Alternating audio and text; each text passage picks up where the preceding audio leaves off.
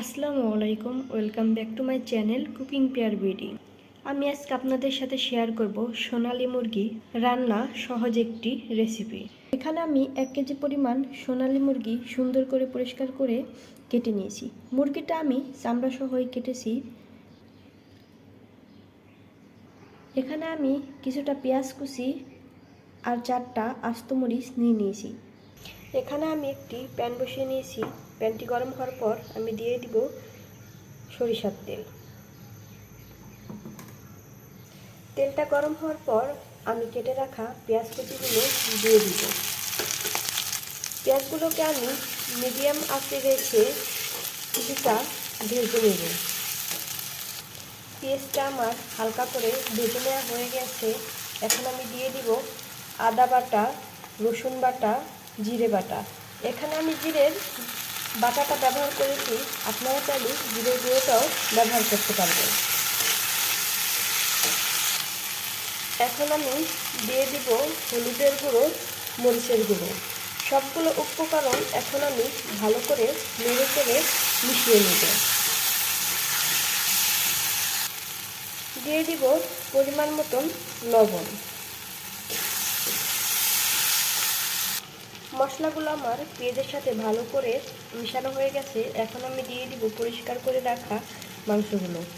লবণ আর ঝালটা যার যার স্বাদ অনুযায়ী দিয়ে নেবেন। মাংসগুলো এখন আমি মশলার সাথে ভালো করে মিশিয়ে নেব। মাংস আমার মশলার সাথে ভালো করে মিশানো হয়ে গেছে। এখন আমি 10 মিনিটের মতন মাংসটাকে ঢেকে কষিয়ে নিব। এর মধ্যে কিছুক্ষণ পর পর ঢাকনাটা খুলে আমি নেড়ে চেড়ে দিব, যে মাংসটা নিচ দিয়ে না লেগে যায়। মাংস আমার অনেকটাই কষানো হয়ে গেছে।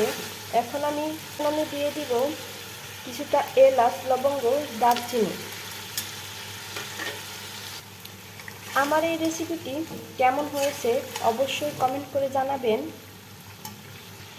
আমার এই রেসিপিটি যদি ভালো লেগে থাকে অবশ্যই চ্যানেলটিকে সাবস্ক্রাইব করে রাখবেন। আমি এই মাংসটাকে আরও কিছুক্ষণ ভুনে নিব। আমার এই মাংসটা ভুনা হয়ে গেছে। আমরা অনেকেই মাংস ভুনা হয়েছে কিনা সেটা সঠিকভাবে বুঝতে পারি না। মাংসের সুন্দর একটা কালার এবং তেল ভাব চলে আসলেই আমরা বুঝতে পারবো মাংসটা ভুনা হয়ে গেছে। আমার মাংসটা ভুনা হয়ে গেছে। এখন আমি পরিমাণ মতন পানি দিয়ে দিব। মাংসের ভিতরে আমি পানিটা দিয়ে নিয়েছি। এখন আমি দিয়ে দিব 3-4টা আস্ত মরিচ। মরিচটা এখন দেওয়ার কারণে ফ্লেভারটা সুন্দর আসবে। মাংসটাকে আমি ঢাকনা দিয়ে ঢেকে 10 মিনিটের মতো জ্বালিয়ে নিব।